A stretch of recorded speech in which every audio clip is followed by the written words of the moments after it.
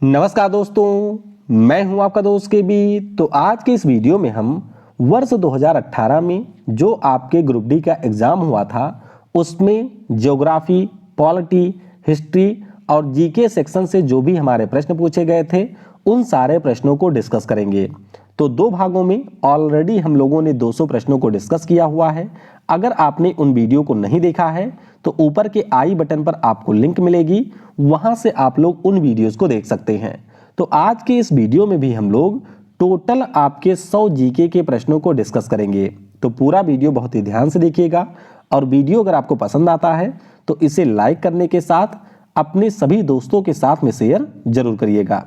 Video की हम लोग शुरुआत करें उससे पहले मैं आपको एक बार फिर बता दूं कि दिसंबर महीने में अनअकैडमी के ऊपर बहुत ही शानदार ऑफर चल रहा है। अगर आप रेलवे का सब्सक्रिप्शन लेना चाहते हैं तो मात्र 1300 से 1400 रुपए में आपको पूरे 3 महीने का सब्सक्रिप्शन मिलेगा। उसके अलावा अगर आप एसएससी कैटेगरी में 12 महीने का कोर्स परचेज करते हैं तो आपको 4 महीने का, और अगर आप 24 महीने का कोर्स लेते हैं तो 8 महीने का कोर्स यहाँ पर बिल्कुल फ्री मिलेगा।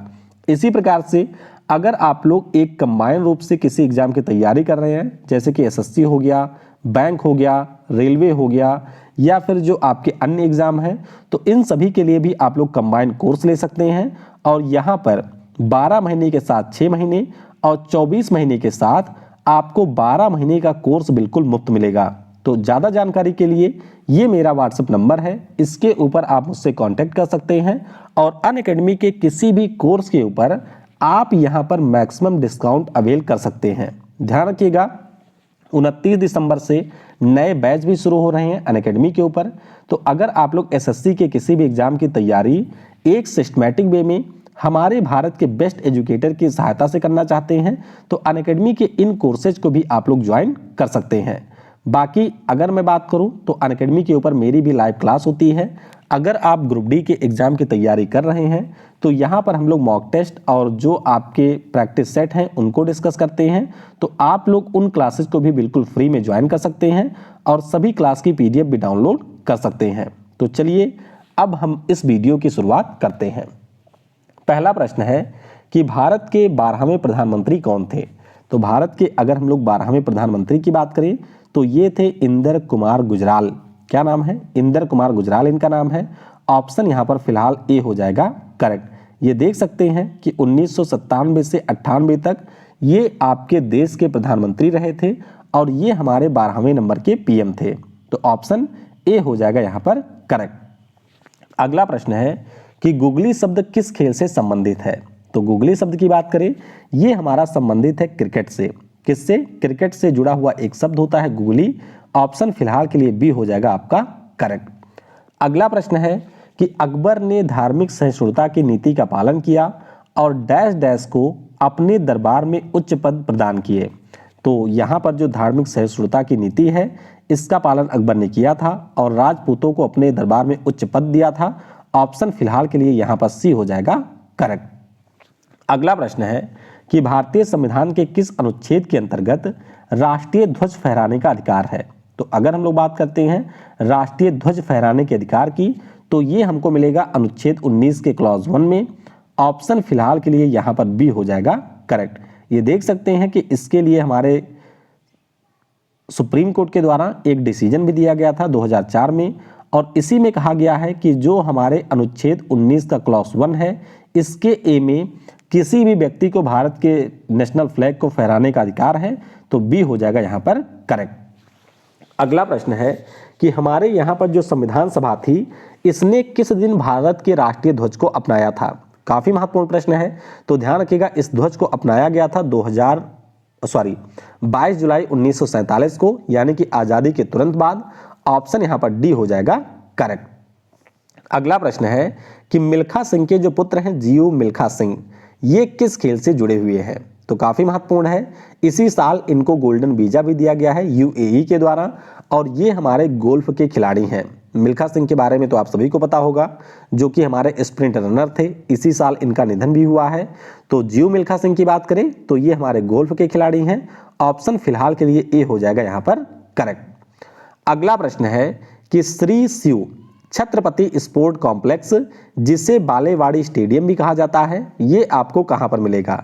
तो ये जो स्टेडियम है ये हमारे पुणे में स्थित है, महाराष्ट्र के। ऑप्शन फिलहाल के लिए यहां पर सी हो जाएगा करेक्ट।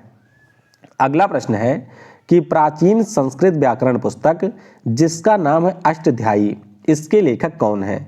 तो इस पुस्तक को लिखा है पाणिनि महोदय ने। संस्कृत भाषा में लिखी गई ये पुस्तक है। ऑप्शन यहां पर सी हो जाएगा करेक्ट। अगला प्रश्न है कि डैश डैश को बंगाल, बिहार, उड़ीसा में लॉर्ड कॉर्नवालिस के द्वारा शुरू किया गया था। तो ये जो हमारी व्यवस्था है इसका नाम है अस्थाई बंदोबस्त। क्या नाम है? अस्थाई बंदोबस्त, जिसे आप लोग परमानेंट सेटलमेंट भी कहते हैं। तो ए हो जाएगा यहाँ पर करेक्ट। तो देख सकते हैं बंगाल और बिहार में लॉर्ड कॉर्नवालिस ने 1793 में इसको शुरू किया था। ऑप्शन फिलहाल के लिए ए हो जाएगा करेक्ट। अगला प्रश्न है कि भारत के प्रधानमंत्री के रूप में नियुक्ति के लिए पात्र होने की न्यूनतम आयु सीमा क्या है? तो अगर आप देश के प्रधानमंत्री बनना चाहते हैं, लोकसभा के मेंबर हैं, तो आपकी न्यूनतम एज होगी 25 वर्ष। तो यहां पर फिलहाल बी हो जाएगा करेक्ट। लेकिन एक पॉइंट आप लोग और ध्यान रखिएगा कि अगर हमारे देश का प्रधानमंत्री राज्यसभा का मेंबर है तो उसके लिए एज होनी चाहिए 30 वर्ष। तो ऑप्शन यहां पर फिलहाल बी हो जाएगा करेक्ट। अगला प्रश्न है कि विश्व प्रेस स्वतंत्रता दिवस ये आपके कब मनाया जाता है? तो विश्व प्रेस स्वतंत्रता दिवस की बात करते हैं, ये हर साल होता है 3 मई को। कब होता है? 3 मई को। तो ऑप्शन यहां पर डी हो जाएगा करेक्ट। आपको ध्यान रखना है कि विश्व प्रेस स्वतंत्रता के लिए एक पुरस्कार भी दिया जाता है जो कि इस साल मिला है फिलीपींस की मारिया रेसा को। तो नाम भी काफी महत्वपूर्ण है, डी होगा फिलहाल करेक्ट। अगला प्रश्न है कि उत्तराखंड राज्य में आपको कितने राष्ट्रीय पार्क देखने को मिलेंगे?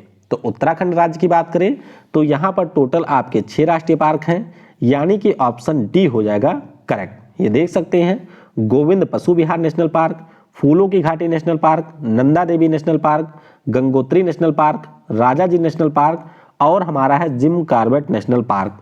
तो ऑप्शन डी यहां पर हो जाएगा करेक्ट।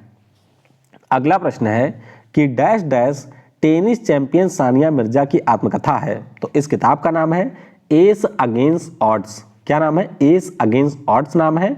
तो ऑप्शन फिलहाल सी हो जाएगा हमारा करेक्ट। ये देख सकते हैं कि ये जो पुस्तक है 2016 में प्रकाशित हुई थी और सानिया मिर्जा की ये आत्मकथा है। तो सी हो जाएगा करेक्ट। अगला प्रश्न है कि जो हमारे नए 500 रुपए का नोट है इसका आकार क्या है? तो काफी महत्वपूर्ण प्रश्न है। इसका जो हमारा आकार है वो है 66 मिलीमीटर गुणे 150 मिलीमीटर। कितना है? 66 मिलीमीटर मल्टीप्लाइड बाई 150 मिलीमीटर। तो ए हो जाएगा फिलहाल के लिए यहां पर करेक्ट।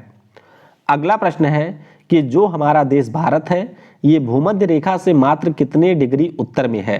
तो अगर हम लोग भारत देश की बात करते हैं तो ये आपके भूमध्य रेखा से टोटल अगर हम कहें तो 6 डिग्री से उत्तर में है, 8 डिग्री से उत्तर में है।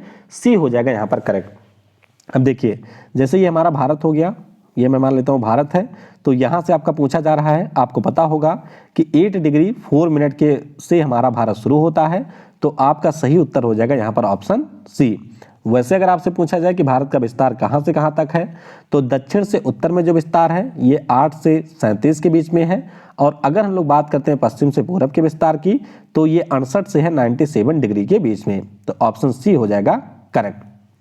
अगला प्रश्न है द लास्ट सपर नाम का जो प्रसिद्ध चित्र है इसको किसने बनाया था? द लास्ट सपर, आप लोग ध्यान रखिएगा कि ईसा मसीह को जब यहाँ पर मृत्युदंड की सजा दी गई थी उसके एक रात पहले का जो इन्होंने भोज किया था उसी चित्र को द लास्ट सपर के नाम से जानते हैं और इसे बनाया था लियोनार्डो दी विंसी ने। किसने? लियोनार्डो दी विंसी ने। तो ऑप्शन डी हो जाएगा करेक्ट। ये देख सकते हैं कि ये वो आपका चित्र है जिसको 1495 से 1498 के बीच में लियोनार्डो दी विंसी के द्वारा बनाया गया था। तो डी हो जाएगा करेक्ट। अगला प्रश्न है कि निम्नलिखित में से कौन सा अनुच्छेद सुप्रीम कोर्ट की अनुषंगी शक्तियों से संबंधित है? तो ये जो अनुच्छेद है ये हमारा है 140। कौन सा? 140 है। ऑप्शन फिलहाल के लिए ए हो जाएगा करेक्ट।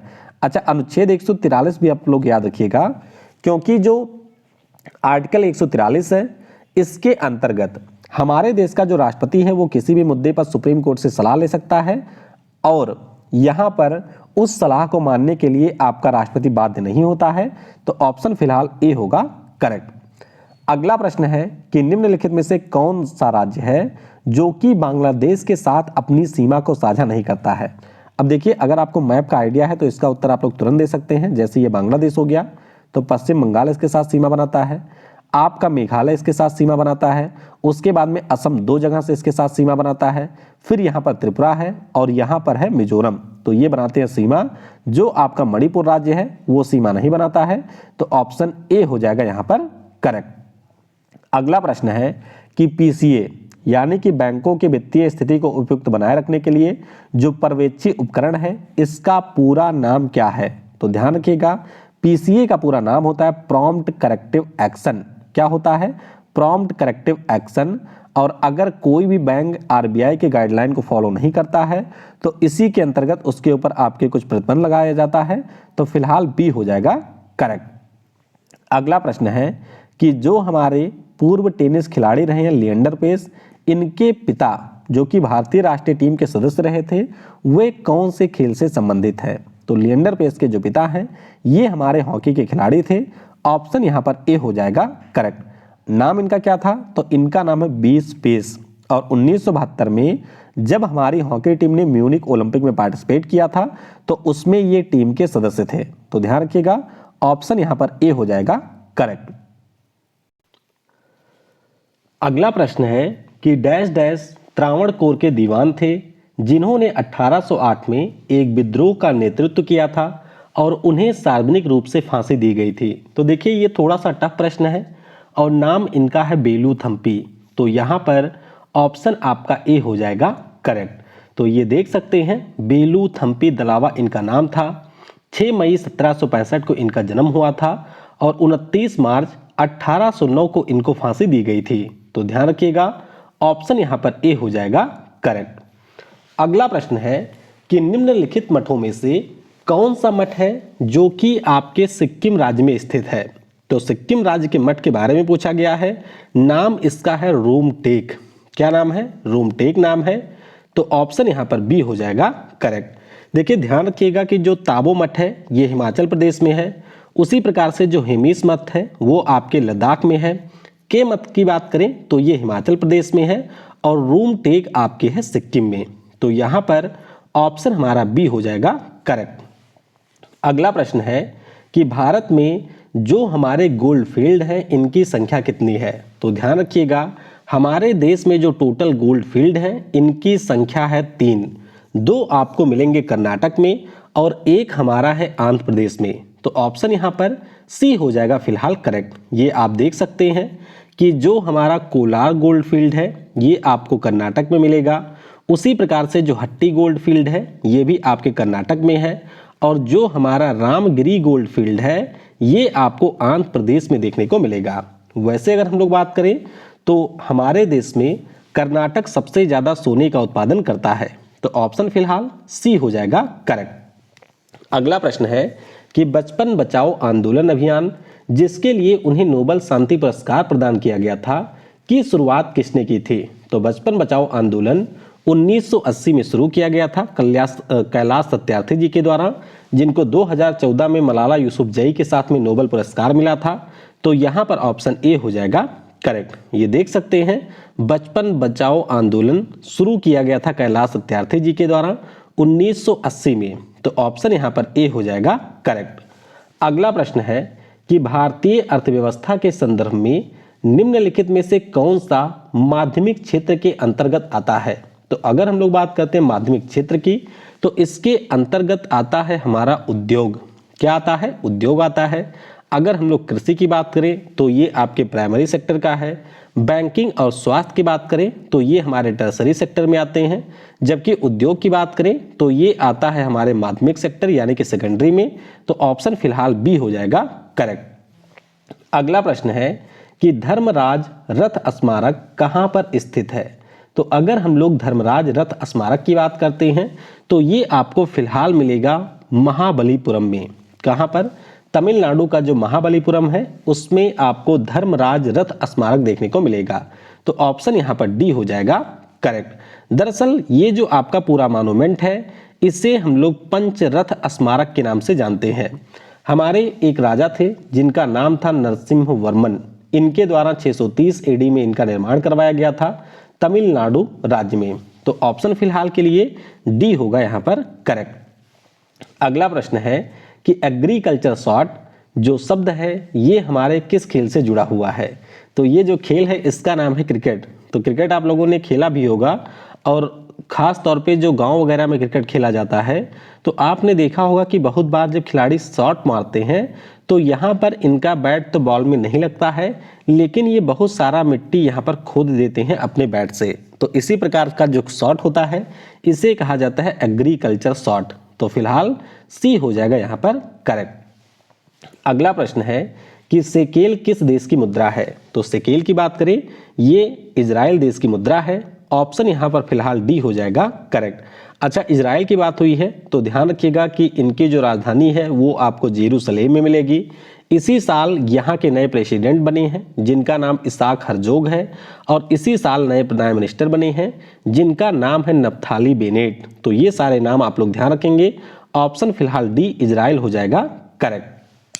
अगला प्रश्न है कि 2018 में जो हमारे राष्ट्रमंडल खेल हुए थे ऑस्ट्रेलिया के गोल्ड कोस्ट में, इसमें भारत ने कितने स्वर्ण पदक जीते थे। तो हमने वैसे टोटल यहाँ पर 66 मेडल जीते थे जिसमें आपके स्वर्ण पदकों की संख्या 26 थी। तो ऑप्शन ए हो जाएगा करेक्ट। ये देख सकते हैं कि टोटल हमने 66 पदक जीते थे जिसमें 26 आपके गोल्ड मेडल थे, 20 सिल्वर थे और 20 थे यहाँ पर कांस्य। तो फिलहाल ए हो जाएगा करेक्ट। अगला प्रश्न है कि वर्ष 2020 तक टेस्ट क्रिकेट में सबसे अधिक विकेट लेने वाले भारतीय गेंदबाज कौन हैं। तो यहाँ पर अगर 2020 पूछा जाए या वर्तमान की बात पूछा जाए, टेस्ट क्रिकेट में सबसे अधिक विकेट लेने वाले जो गेंदबाज हैं नाम इनका है अनिल कुंबले। वर्तमान में ये दुनिया में चौथे स्थान पे हैं। और ध्यान रखिएगा कि टेस्ट क्रिकेट में हमारे देश की तरफ से सबसे अधिक विकेट लेने वाले गेंदबाज हैं। तो ऑप्शन फिलहाल बी हो जाएगा यहाँ पर करेक्ट। अगला प्रश्न है कि पुस्तक the substance and the shadow इसके लेखक कौन है। तो ये जो पुस्तक है इसे लिखा है हमारे मशहूर अभिनेता दिलीप कुमार साहब ने जिनका इस साल निधन भी हुआ है। तो ऑप्शन फिलहाल सी हो जाएगा यहाँ पर करेक्ट। ये देख सकते हैं इनकी ऑटोबायोग्राफी है जिसका नाम है the substance and the shadow. तो ऑप्शन फिलहाल सी होगा करेक्ट। अगला प्रश्न है कि निम्न में से किसकी परिशुद्धता में गड़बड़ी के कारण बैलिस्टिक मिसाइल हमारी विफल हो जाती है। तो ध्यान रखिएगा जो आपके वायु प्रतिरोध होता है इसमें अगर कुछ अनियमितता पाई जाती है तो उसके कारण आपकी जो बैलिस्टिक मिसाइल है वो कई बार विफल हो जाती है। और इसके पीछे का रीजन ये होता है कि जो हमारी बैलिस्टिक मिसाइल फायर की जाती है ये अर्थ के एटमॉस्फेयर से बाहर चली जाती है। तो अगर यहाँ पर जो वायु प्रतिरोध है उसका मेजरमेंट सही नहीं होता है तो उस स्थिति में ये आपकी फेल कर जाती है। तो बी हो जाएगा यहाँ पर करेक्ट। अगला प्रश्न है कि वर्ष 2012 में भारत का जो पहला मेगा फूड पार्क है इसका उद्घाटन किस राज्य में किया गया था। तो जो पहला मेगा फूड पार्क है इसका उद्घाटन हुआ था आंध्र प्रदेश में। ध्यान रखिएगा ऑप्शन यहाँ पर फिलहाल डी हो जाएगा करेक्ट। अगला प्रश्न है कि मध्यकालीन भारत के दौरान एक पुस्तक लिखी गई थी जिसका नाम है गीत गोविंदम। तो इस पुस्तक के लेखक कौन है। तो ये जो पुस्तक है इसे लिखा है जयदेव साहब ने। ऑप्शन यहाँ पर फिलहाल डी हो जाएगा करेक्ट। तो देख सकते हैं भगवान कृष्ण और राधा की प्रेम कहानी के ऊपर ये किताब आधारित है। 12वीं सेंचुरी में जो हमारे उड़िया भाषा के पोएट हैं जयदेव साहब इनके द्वारा ये पुस्तक लिखी गई थी। तो ऑप्शन डी हो जाएगा करेक्ट। अगला प्रश्न है कि भारत के पहले मुख्य चुनाव आयुक्त कौन थे। तो भारत के अगर हम लोग पहले मुख्य चुनाव आयुक्त की बात करते हैं तो इनका नाम है सुकुमार सेन। 25 जनवरी 1950 को चुनाव आयोग की स्थापना होती है अनुच्छेद 324 के अंतर्गत, यानी कि यह एक संवैधानिक बॉडी है। और इसके जो पहले मुख्य चुनाव आयुक्त थे इनका नाम है सुकुमार सेन। चलिए कमेंट में बताइएगा कि वर्तमान हमारे मुख्य चुनाव आयुक्त कौन है, उनका नाम आप बताइएगा कमेंट में। अगला प्रश्न है कि अर्थशास्त्र में बैंक की न्यूनतम ब्याज दर जिससे अधिक पर वह ऋण नहीं दे सकता इसके लिए किस शब्द का उपयोग किया जाता है। तो ध्यान रखिएगा इस शब्द के लिए जो हमारा टर्म होता है वो आपका है बेस रेट। क्या होता है, बेस रेट इसे कहा जाता है। तो ऑप्शन फिलहाल के लिए ए हो जाएगा करेक्ट। अगला प्रश्न है कि जो हमारा बास्केटबॉल खेल है इसका आविष्कार किसने किया था। तो बास्केटबॉल खेल की बात करें, इसका आविष्कार किया था डॉक्टर जेम्स नाई स्मिथ ने। किसने, डॉक्टर जेम्स नाई स्मिथ ने इसका आविष्कार किया था। तो फिलहाल डी हो जाएगा करेक्ट। ये देख सकते हैं, ये है जेम्स नाई स्मिथ और इन्हीं के द्वारा 1891 में बास्केटबॉल खेल की आविष्कार किया गया था। फिलहाल डी हो जाएगा यहाँ पर करेक्ट। अगला प्रश्न है कि वर्तमान के पश्चिमी उत्तर प्रदेश, मध्य प्रदेश और पंजाब के कुछ हिस्सों में 1822 में किस व्यवस्था को शुरू किया गया था। तो ध्यान रखिएगा, इस व्यवस्था का नाम था महालवाड़ी व्यवस्था। क्या नाम था, महालवाड़ी व्यवस्था इसका नाम था। तो ऑप्शन फिलहाल सी हो जाएगा यहाँ पर करेक्ट। अच्छा, महालवाड़ी के बारे में आप लोग ये भी ध्यान रखिएगा कि हॉल्ट मैकेंजी के द्वारा इसको शुरू किया गया था। तो ये भी पूछा जाता है किसने शुरू किया था, तो इसे शुरू किया था हॉल्ट मैकेंजी ने। तो यहाँ पर सी हो जाएगा करेक्ट। अगला प्रश्न है कि डैश डैश ने सन 1793 में भारतीय सिविल सेवा की शुरुआत की थी। तो सिविल सेवा की अगर हम लोग बात करें तो इसकी शुरुआत की गई थी लॉर्ड कॉर्नवालिस के द्वारा। किसके द्वारा, लॉर्ड कॉर्नवालिस के द्वारा। तो ऑप्शन फिलहाल के लिए बी हो जाएगा करेक्ट। अच्छा, ध्यान रखिएगा कि 1922 से ये व्यवस्था हो गई थी कि जो आपके आईसीएस के एग्जाम होंगे वो आपके भारत में कंडक्ट करवाए जाएंगे। और उसी के बाद में 1926 में हमारे यहाँ पर यूपीएससी का गठन होता है और उसके पहले चेयरमैन बनते हैं सर रॉस बार्कर। तो ये भी ध्यान रखिएगा, ऑप्शन यहाँ पर बी हो जाएगा करेक्ट। अगला प्रश्न है कि सोमनाथ मंदिर भारत में किसके पश्चिमी तट पर स्थित है। तो बिल्कुल खिलौने वाला प्रश्न है। ये जो मंदिर है वो आपको गुजरात में मिलेगा। भगवान शिव के जो 12 ज्योतिर्लिंग हैं उनमें से यह एक है और 2021 में हमारे पीएम नरेंद्र मोदी इसके नए ट्रस्टी बने हैं। तो ऑप्शन बी हो जाएगा करेक्ट। अगला प्रश्न है कि डेजर्ट राष्ट्रीय उद्यान कहाँ पर है। तो नाम से ही आप समझ सकते हैं, डेजर्ट यानी कि मरुस्थल, और ये आपको मिलेगा राजस्थान में। तो ऑप्शन यहाँ पर सी हो जाएगा करेक्ट।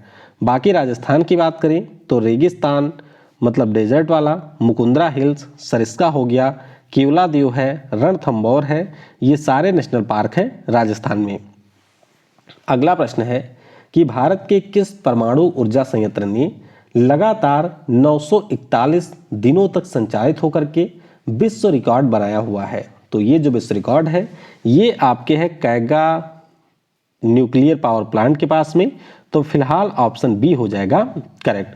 आप सभी को पता होगा कि ये जो कैगा न्यूक्लियर पावर प्लांट है ये आपको कर्नाटक राज्य में मिलेगा और इसने आपके रिकॉर्ड बनाया था 2016 से लेकर के 2019 के बीच में। तो ऑप्शन यहाँ पर बी होगा करेक्ट। अगला प्रश्न है कि एशियाई खेलों को दिल्ली में दूसरी बार कौन से साल आयोजित किया गया था। तो एशियन गेम की बात करें, पहली बार ये आपका आयोजित हुआ था 1951 में। कहाँ पर, नई दिल्ली में ही।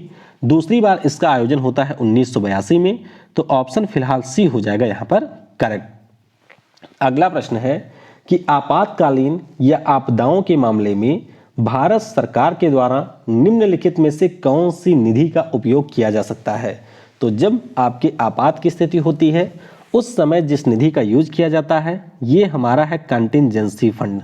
कौन सा है, कंटिंजेंसी फंड है, यानी कि आकस्मिक निधि है। ऑप्शन यहाँ पर ए हो जाएगा करेक्ट। ध्यान रखिएगा, इस फंड के बारे में हमारे संविधान के अनुच्छेद 267 में वर्णन किया गया है और इसकी जो इनिशियल राशि है वो आपकी 500 करोड़ रुपए है। तो ध्यान रखेंगे, ऑप्शन ए हो जाएगा करेक्ट। अगला प्रश्न है कि डैश डैश ने इजारेदारी व्यवस्था की शुरुआत की जिसके अनुसार राजस्व एकत्र करने का जो अधिकार है उच्चतम बोली लगाने वाले को 5 साल की अवधि के लिए दिया गया था। तो ये जो इजारेदारी व्यवस्था है इसको शुरू किया था वारेन हेस्टिंग ने। किसने, वारेन हेस्टिंग ने शुरू किया था। तो ऑप्शन फिलहाल के लिए बी हो जाएगा करेक्ट। ये देख सकते हैं कि वारेन हेस्टिंग के द्वारा 1773 में इसकी शुरुआत की गई थी।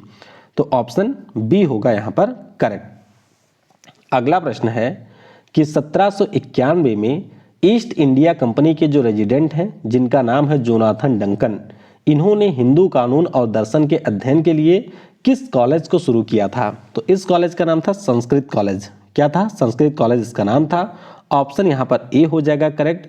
1791 में इस कॉलेज को शुरू किया गया था उत्तर प्रदेश के बनारस में। तो ध्यान रखिएगा, बाद में यही जो हमारा कॉलेज होता है वो आपके संपूर्णानंद संस्कृत यूनिवर्सिटी में बदल जाता है। तो ऑप्शन ए होगा यहाँ पर करेक्ट।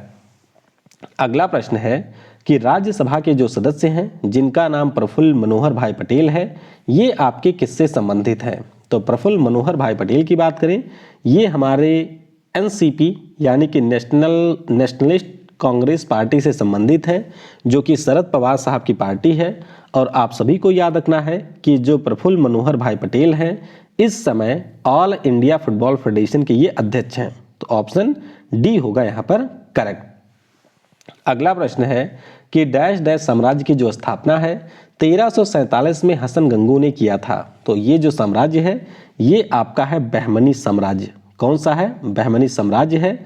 तो ऑप्शन फिलहाल के लिए बी हो जाएगा करेक्ट। तो ध्यान रखिएगा, हसन गंगू ने इसकी स्थापना की थी कब? 1347 में। ऑप्शन यहाँ पर फिलहाल बी होगा करेक्ट।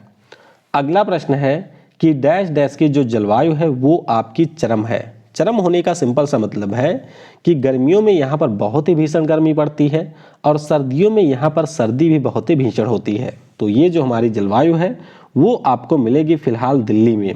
कहाँ पर है? दिल्ली में है। तो ए हो जाएगा यहाँ पर करेक्ट। अगला प्रश्न है कि भारतीय संविधान के अंदर जो आपको संसदीय सरकार की अवधारणा मिलती है ये हमने किस देश से अपने संविधान में शामिल किया है? तो संसदीय सरकार की जो अवधारणा है ये हमने लिया हुआ है इंग्लैंड से। यहाँ पर फिलहाल बी हो जाएगा करेक्ट। तो ध्यान रखिएगा, ऑप्शन हमारा बी होगा करेक्ट। अगला प्रश्न है कि जिस दर पर आरबीआई बैंकों को ऋण देती है उसे आप लोग किस नाम से जानते हैं? तो आरबीआई जिस रेट पर बैंकों को ऋण देती है इसे हम लोग कहते हैं रेपो रेट। क्या नाम होता है? इसे हम लोग रेपो रेट कहते हैं और इसके उलट प्रक्रिया को रिवर्स रेपो रेट कहा जाता है। तो ध्यान रखिएगा, ऑप्शन ए हो जाएगा फिलहाल करेक्ट। अगला प्रश्न है कि भारत के पहले उप प्रधानमंत्री कौन थे? तो अगर आपसे पहले उप प्रधानमंत्री का नाम पूछा जाए तो ये हमारे थे सरदार वल्लभ भाई पटेल साहब, जो कि उस समय भारत के गृह मंत्री भी थे। अभी तक हमारे यहाँ पर टोटल 7 डिप्टी प्राइम मिनिस्टर हो चुके हैं। यह कोई आपके संवैधानिक संस्था नहीं है, मतलब संवैधानिक पद नहीं है, ये भी आपको ध्यान रखना है। और जो हमारे आखिरी डिप्टी प्राइम मिनिस्टर रहे हैं उनका नाम है लाल कृष्ण आडवाणी साहब। तो ऑप्शन फिलहाल बी होगा यहाँ पर करेक्ट। अगला प्रश्न है कि भारत की सभी पंचवर्षीय योजनाओं में किसमें सर्वाधिक विकास दर रही थी? तो सबसे ज़्यादा विकास दर की बात करें ये रही थी 11वीं पंचवर्षीय योजना में, जो कि 2007 से 2012 तक चली थी। इसमें हमने टारगेट रखा था 9% के ग्रोथ का और इसमें हमने अचीव किया था 8% का ग्रोथ। तो फिलहाल सी हो जाएगा यहाँ पर करेक्ट। अगला प्रश्न है कि भारत में जो हरित क्रांति है वो आपके किसके द्वारा शुरू की गई थी या हरित क्रांति का जनक किसे कहा जाता है? तो ध्यान रखिएगा, एम.एस. स्वामीनाथन साहब हरित क्रांति के जनक हैं। ऑप्शन ए हो जाएगा यहाँ पर करेक्ट। अगला प्रश्न है कि हर्ष के मृत्यु के बाद 7वीं शताब्दी के आसपास डैश डैश आपके प्रभुत्व में आए और उनके काल को भारत में अंधे युग के रूप में जाना जाता है। तो ये है आपके राजपूतों का काल। किसका है? राजपूतों का काल। तो ऑप्शन फिलहाल के लिए ए हो जाएगा यहाँ पर करेक्ट। अच्छा, किसने इसकी स्थापना की थी? तो नाम आप लोग जरूर ध्यान रखिएगा, इनका नाम सिंहराज प्रथम है, जिनके द्वारा राजपूत डायनेस्टी की स्थापना की गई थी।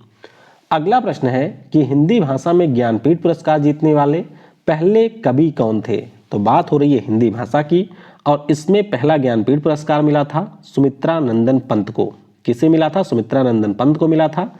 तो ऑप्शन डी हो जाएगा करेक्ट। ये देख सकते हैं कि 1968 में जो आपके चौथी बार ज्ञानपीठ पुरस्कार दिए गए थे ये मिला था सुमित्रा नंदन पंत को। अच्छा, एक नाम आपको और ध्यान रखना है जो कि है महादेवी वर्मा का। महादेवी वर्मा की बात करें तो ये हमारे हिंदी भाषा की पहली महिला लेखिका हैं जिनको ज्ञानपीठ पुरस्कार मिला था 1982 में। तो दोनों नाम याद रखिएगा। ऑप्शन फिलहाल हमारा यहाँ पर डी होगा करेक्ट। अगला प्रश्न है कि एनसी बोरदोलोई इंडोर स्टेडियम आपको किस राज्य में देखने को मिलेगा? तो इस स्टेडियम की बात करें ये हमारे असम राज्य में स्थित है। कहाँ पर है? असम का जो प्रमुख शहर है गुवाहाटी, वहाँ पर आपको एनसी बोरदोलोई इंडोर स्टेडियम देखने को मिलेगा। तो फिलहाल के लिए बी हो जाएगा करेक्ट। अगला प्रश्न है कि भूषण पावर और स्टील लिमिटेड झारसुगुड़ा आपके किस राज्य में स्थित है? तो झारसुगुड़ा आपने जगह का नाम सुना होगा और ये मिल जाएगा फिलहाल आपको उड़ीसा में। कहाँ पर है? उड़ीसा में है। तो ऑप्शन यहाँ पर डी हो जाएगा करेक्ट। तो देख सकते हैं Bhushan steel and power company ये आपके उड़ीसा के झारसुगुड़ा में है। ऑप्शन यहाँ पर डी होगा करेक्ट। अगला प्रश्न है कि जो हमारे तमिलनाडु में बृहदीश्वर का मंदिर है ये आपके किस राजा के द्वारा बनवाया गया था? तो बृहदीश्वर का मंदिर बहुत पूछा जाता है, ध्यान रखिएगा इसका निर्माण राजा राज चोल प्रथम ने करवाया था। तो फिलहाल डी हो जाएगा आपका यहाँ पर करेक्ट। तो 1010 सीई में इसका निर्माण करवाया था राजा राजा चोला प्रथम ने। ऑप्शन यहाँ पर डी हो जाएगा करेक्ट। अगला प्रश्न है कि भारतीय संविधान का कौन सा अनुच्छेद है जिसमें यह कहा गया है कि मुख्यमंत्री राज्यपाल के द्वारा नियुक्त किया जाएगा? तो ध्यान रखिएगा ये कहा गया है अनुच्छेद 164 में। किसमें? आर्टिकल 164 में यह प्रावधान किया गया है। तो ऑप्शन फिलहाल के लिए सी हो जाएगा यहाँ पर करेक्ट। अगला प्रश्न है कि बीजू जनता दल किस भारतीय राज्य की क्षेत्रीय राजनीतिक पार्टी है? तो बीजू जनता दल के बारे में आप सभी को पता होगा कि ये हमारे उड़ीसा राज्य की पार्टी है। ऑप्शन यहाँ पर फिलहाल सी हो जाएगा करेक्ट। ये देख सकते हैं नवीन पटनायक के द्वारा इसकी स्थापना की गई थी 26 दिसंबर 1997 को और इसी पार्टी से जो आपके नवीन पटनायक हैं वो आपके इस समय सीएम भी हैं। तो सी हो जाएगा यहाँ पर करेक्ट। अगला प्रश्न है कि निम्नलिखित देशों में से किसका राष्ट्रीय खेल तीरंदाजी है? तो तीरंदाजी की बात करें ये आपका जो राष्ट्रीय खेल है वो हमारे भूटान देश का है। ऑप्शन यहाँ पर सी हो जाएगा करेक्ट। अच्छा, श्रीलंका और नेपाल की बात करें तो इनका जो राष्ट्रीय खेल है वो आपका वॉलीबॉल है। पाकिस्तान का राष्ट्रीय खेल हॉकी है। भूटान का जो राष्ट्रीय खेल है ये मैंने आपको बता दिया तीरंदाजी है। और टेबल टेनिस है चाइना का राष्ट्रीय खेल। तो ऑप्शन फिलहाल सी होगा करेक्ट। अगला प्रश्न है कि कौन सा देश है जिसने 5 बार कॉमनवेल्थ गेम्स की मेजबानी की है? तो इस देश का नाम है ऑस्ट्रेलिया। ध्यान रखिएगा ऑस्ट्रेलिया के द्वारा टोटल 5 बार कॉमनवेल्थ गेम की मेजबानी की गई है। ये देख सकते हैं आप लोग कि सबसे पहले यहाँ पर 1938 में हुआ था सिडनी में, 1962 में फिर पर्थ में हुआ था, ब्रिस्बेन में हुआ था आपके 1982 में, मेलबर्न में हुआ 2006 में और लास्ट वाला जो 2018 में हुआ था ये भी हुआ था ऑस्ट्रेलिया में। तो डी हो जाएगा करेक्ट। अगला प्रश्न है कि C.F. थॉमस ने भारतीय राज्य के निम्नलिखित में से किस राजनीतिक दल का नेतृत्व किया है? तो C.F. थॉमस की बात करते हैं। इन्होंने यहाँ पर लीड किया था केरल कांग्रेस को। किसे? केरल कांग्रेस एम को। तो डी हो जाएगा यहाँ पर फिलहाल करेक्ट। ये देख सकते हैं इस पार्टी की स्थापना 1979 में KM मनी के द्वारा की गई थी। तो ऑप्शन डी हो जाएगा यहाँ पर करेक्ट। अगला प्रश्न है कि न्यूनतम समर्थन मूल्य जिसे हम लोग MSP कहते हैं ये आपको अक्सर समाचार में सुनाई देता है। तो ये आपके किससे संबंधित है? बहुत ही बच्चों वाला प्रश्न है। ये जो हमारा टर्म है वो संबंधित है कृषि और किसान कल्याण से। किससे? कृषि और किसान कल्याण से। वर्तमान में हमारे देश में टोटल 23 फसलों पर MSP की सुविधा है। ऑप्शन यहाँ पर बी होगा करेक्ट। अगला प्रश्न है कि डैश डैश शताब्दी में भारत में आधुनिक काल की शुरुआत मानी जाती है, यानी कि जो मॉडर्न पीरियड है हमारे भारत का ये कब से माना जाता है? तो ये माना जाता है 18वीं शताब्दी से। कब से? 18वीं शताब्दी से इसका पीरियड है। ऑप्शन यहाँ पर डी हो जाएगा फिलहाल करेक्ट। अगला प्रश्न है कि दिए गए विकल्पों में से कौन एक संतूर वादक नहीं है? तो अगर हम बात करें अलाउद्दीन खान की तो ये आपके संतूर के वादक नहीं हैं, ये बजाते हैं सरोद। तो डी हो जाएगा यहाँ पर करेक्ट। ये देख सकते हैं अलाउद्दीन खान जो हैं ये हमारे सरोद के प्लेयर हैं। बाकी हम बात करें शिव कुमार शर्मा की, राहुल शर्मा की, उल्हास बापट की तो ये सारे हमारे बजाते हैं संतूर। डी हो जाएगा यहाँ पर करेक्ट। अगला प्रश्न है कि राजपूत राजवंश के जो अंगपाल हैं, अंगपाल तोमर, इन्होंने किस राजवंश का स्थापना किया था? तो अगर हम बात करते हैं अंगपाल तोमर की तो इन्होंने स्थापना की थी दिल्ली राजवंश की। देख सकते हैं ये आपके 30 अक्टूबर का प्रश्न है। तो ऑप्शन हमारा यहाँ पर फिलहाल डी हो जाएगा करेक्ट। अगला प्रश्न है कि जो गिर राष्ट्रीय उद्यान है ये कहाँ पर है, तो ये आपका पहले भी पूछा जा चुका है।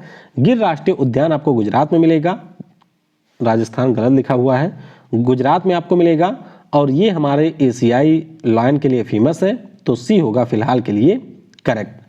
अगला प्रश्न है कि भारत की जो शीर्ष रैंकिंग खिलाड़ी हैं आकर्षि कश्यप, ये हमारे किस खेल से जुड़ी हुई है, तो आकर्षि कश्यप की बात करें ये हमारे बैडमिंटन की खिलाड़ी हैं, ऑप्शन यहाँ पर डी हो जाएगा करेक्ट। तो देख सकते हैं ये है आकर्षि कश्यप जो कि बैडमिंटन की खिलाड़ी हैं, तो डी होगा फिलहाल करेक्ट। अगला प्रश्न है कि बोध गया किस भारतीय राज्य में स्थित है, तो बोध गया की अगर हम लोग बात करते हैं तो ये आपको मिल जाएगा फिलहाल बिहार में। कहाँ पर है, बिहार में है, तो ऑप्शन बी हो जाएगा यहाँ पर करेक्ट। और आप सभी को पता होगा कि यहीं पर जो हमारा बोधि ट्री है जिसे हम लोग पीपल का वृक्ष भी कहते हैं, उसी के नीचे भगवान बुद्ध को निर्वाण की मतलब ज्ञान की प्राप्ति हुई थी, तो ऑप्शन फिलहाल बी होगा करेक्ट। अगला प्रश्न है कि गौतम बुद्ध वन्यजीव अभयारण्य डैश डैश में स्थित है, तो गौतम बुद्ध वन्यजीव अभयारण्य की बात करें ये हमको मिल जाएगा झारखंड में। कहाँ पर है, झारखंड में है, ऑप्शन फिलहाल के लिए सी हो जाएगा करेक्ट। तो ये देख सकते हैं यहाँ पर आपका गौतम बुद्ध वन्यजीव अभयारण्य है जो कि झारखंड में है, तो सी हो जाएगा फिलहाल करेक्ट। अगला प्रश्न है कि NALSA इसका सही विस्तारित रूप क्या है, तो अगर हम लोग बात करते हैं नालसा की तो इसका पूरा नाम होता है नेशनल लीगल सर्विसेज अथॉरिटी। क्या नाम है, नेशनल लीगल सर्विसेज अथॉरिटी, तो ऑप्शन फिलहाल डी हो जाएगा हमारा यहाँ पर करेक्ट। ध्यान रखिएगा कि इसकी जो स्थापना है वो आपके 1995 में लीगल सर्विसेज अथॉरिटी एक्ट 1987 के द्वारा की गई थी, ऑप्शन यहाँ पर फिलहाल हमारा डी हो जाएगा करेक्ट।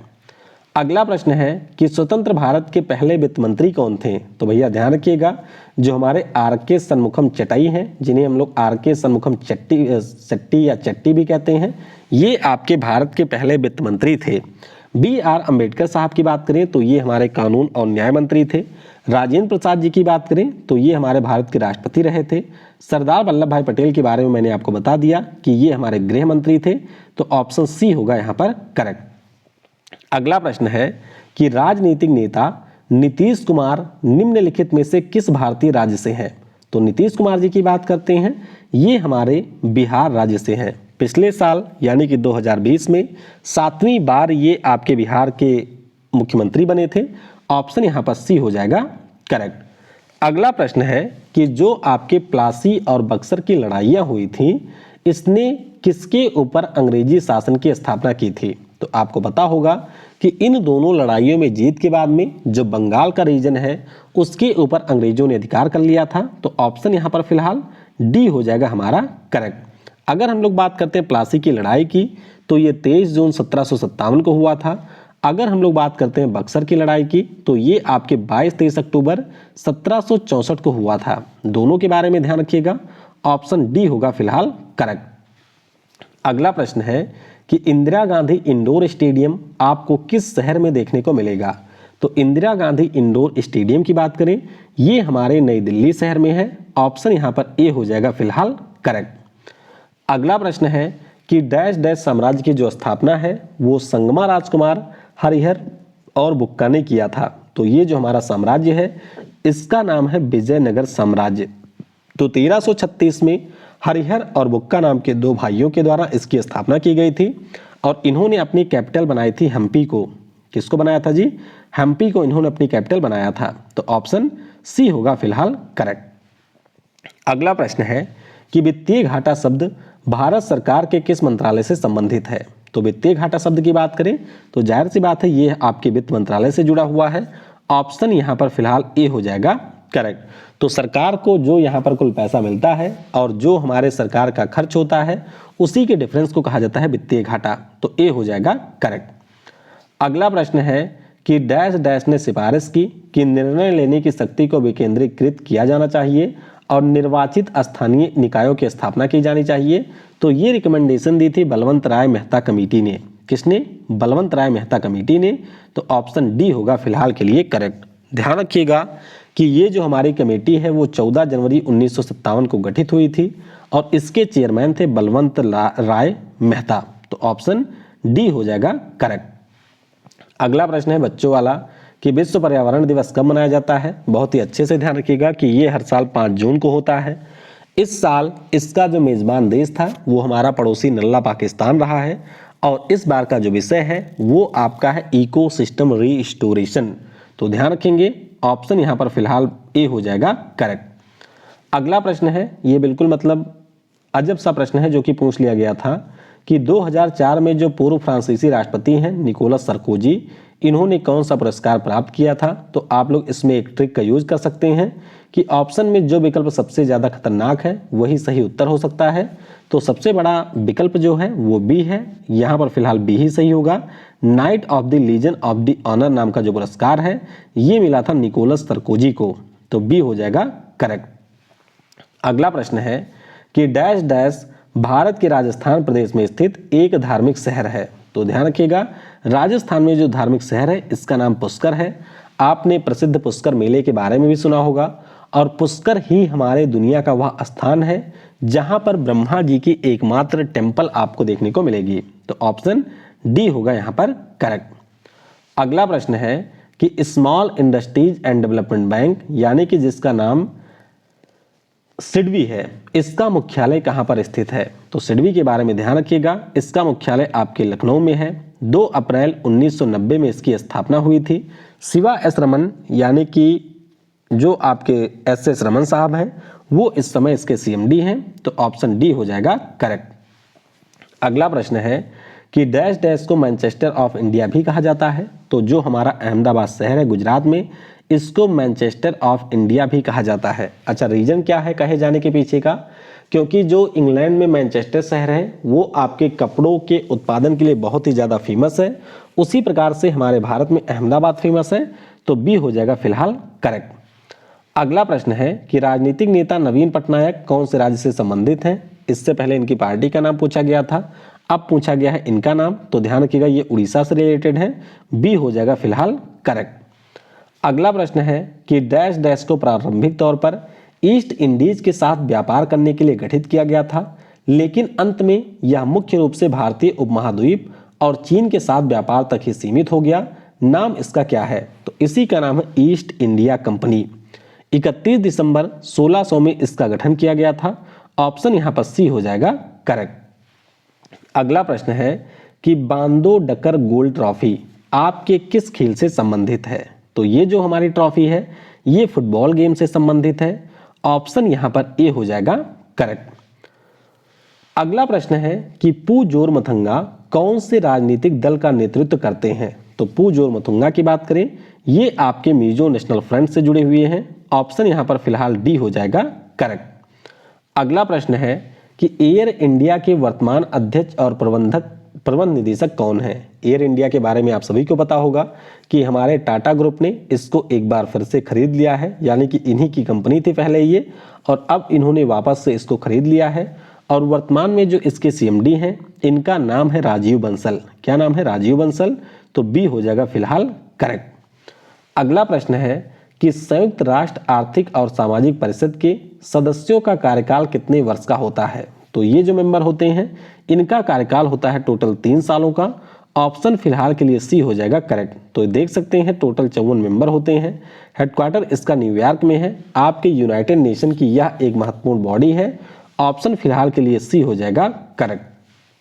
अगला प्रश्न है कि डैश डैश भारत के धार्मिक राज्य में स्थित एक धार्मिक शहर है। तो कौन से शहर है? इसका नाम है यहाँ पर शिरडी। क्या नाम है? शिरडी इसका नाम है। तो फिलहाल ऑप्शन ए हो जाएगा करेक्ट। अगला प्रश्न है कि मंजीरा मगरमच्छ वन्यजीव अभयारण्य आपके कहां पर स्थित है। तो मंजीरा की अगर हम बात करें तो ये हमारे तेलंगाना राज्य में स्थित है। ऑप्शन फिलहाल सी हो जाएगा यहां पर करेक्ट। अगला प्रश्न है कि देवा राया द्वितीय के शासनकाल के दौरान निकोलो कोंटी ने डैश डैश ईस्वी में विजयनगर का दौरा किया था। तो इन्होंने ये दौरा 1420 ईस्वी में किया था। ऑप्शन यहां पर ए हो जाएगा फिलहाल करेक्ट। निकोलो कोंटी के बारे में ध्यान रखिएगा, जो कि आपके इटली के एक व्यापारी थे और इन्होंने 15वीं शताब्दी के दौरान साउथ चाइना और साउथ ईस्ट एशिया की यात्रा की थी। ऑप्शन यहां पर ए हो जाएगा करेक्ट। अगला प्रश्न है कि जो हमारे यहाँ पर नाबार्ड है यानी कि national agriculture bank for rural development, ये इसमें भारत सरकार का हिस्सा कितना है? तो भारत सरकार का इसमें लगभग पूरा हिस्सा है, तो आप कह सकते हैं 99% है। ऑप्शन फिलहाल सी होगा यहाँ पर करेक्ट। अगला प्रश्न है कि दुनिया का जो पहला फुटबॉल क्लब है जिसे 1857 में इंग्लैंड में स्थापित किया गया था, इसका नाम क्या है? तो इसका नाम शेफील्ड फुटबॉल क्लब है। ऑप्शन फिलहाल यहाँ पर डी हो जाएगा करेक्ट। अगला प्रश्न है कि भारत में राष्ट्रीय सेना दिवस कब मनाया जाता है? तो सेना दिवस की बात करें, ये हर साल होता है 15 जनवरी को, क्योंकि 1949 में इसी दिन के.एम. करियप्पा साहब हमारे सेना के पहले प्रमुख, भारतीय प्रमुख बने थे। तो ऑप्शन बी हो जाएगा करेक्ट। अच्छा, नेवी डे भी होता है जो कि 4 दिसंबर को मनाया जाता है। तटरक्षक बल का दिवस होता है जो कि 1 फरवरी को मनाया जाता है। और एक हमारे वायुसेना का दिवस होता है, वो कब मनाया जाता है ये आप लोग नीचे कमेंट में बताइएगा। अगला प्रश्न है कि डैश डैश को संस्कृत पाठ में सततंत्री वीणा के रूप में जाना जाता है और इसमें आपके टोटल 72 तार हैं। तो ध्यान रखिएगा, ये हमारा हो जाएगा संतूर। क्या नाम है इसका? संतूर इसका नाम है। तो फिलहाल सी होगा आपका करेक्ट। आखिरी प्रश्न है कि निम्न में से कौन भारत की पहली महिला राष्ट्रपति हैं? तो बिल्कुल बच्चों वाला प्रश्न है। पहली महिला राष्ट्रपति का नाम है प्रतिभा देवी सिंह पाटिल। ध्यान रखिएगा कि ये हमारे राजस्थान राज्य की पूर्व राज्यपाल भी रह चुकी हैं। तो ऑप्शन यहाँ पर डी हो जाएगा करेक्ट। ये देख सकते हैं 2007 से 2012 तक हमारे देश की 12वीं नंबर की प्रेसिडेंट रही थी। नाम इनका है प्रतिभा देवी सिंह पाटिल। तो ऑप्शन फिलहाल डी हो जाएगा करेक्ट। तो इस प्रकार से हमने यहाँ पर एक और जीके का जो पीवाईक्यू है उसके सेट को डिस्कस कर लिया है। आई होप अगर आप में से कुछ लोगों ने वीडियो को यहाँ तक देखा होगा तो उनको पसंद जरूर आई होगी। और अगर आपने वीडियो को यहाँ तक देखा है तो नीचे कमेंट में टाइप करिएगा yes I can do it. Thanks for watching. जय हिंद, जय भारत। और सबसे जरूरी, पढ़ेगा भारत तो बढ़ेगा भारत।